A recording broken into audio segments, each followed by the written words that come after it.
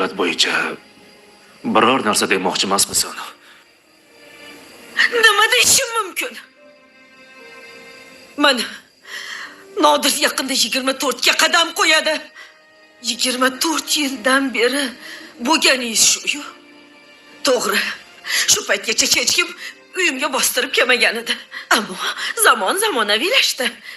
Endi sizni so'rab uyga ham kirib kelishadigan bo'ldi.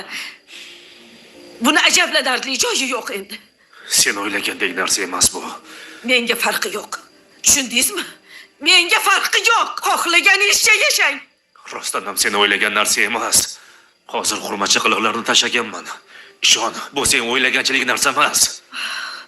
Ish qilishimga xalaqit beryapsiz. Salima, sen o'ylagandek emas. O'zi shilimshiq ekan. Qurtda yopishib oldi.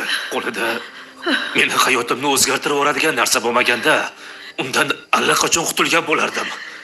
Menga qiziqmas. Bunaqangi mavzular menga qiziqmas. Nega ishonmayapsan? Menga ishon, men hozir hech kim bilan yurmayapman. Sizga nimadir dedimmi? Menga desa o'lib ketmaysizmi?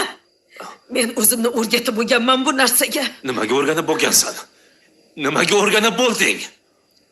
Eshikdan bir qiz meni so'rab kelsa-yu, sen e'tibor bermasang, shu darajada ko'nikib bo'ldingmi? Nima? Bu uydan men chiqib ketsam ham pinagingni buzmaysanmi? Buzmayman. Chunki buziladigan pinakni o'zi qolmadi. Bu shiltalarni uyimga kelishini ko'rishim qoluvdi faqat. Shu ham bo'ldi. Charchadim, to'ydim. Sizni xurmacha qiliqlaringizdan to'ydim. Yetar. Sizni so'rab keluvchilardan charchadim. Hammasidan charchadim. Hamma holatga kuyib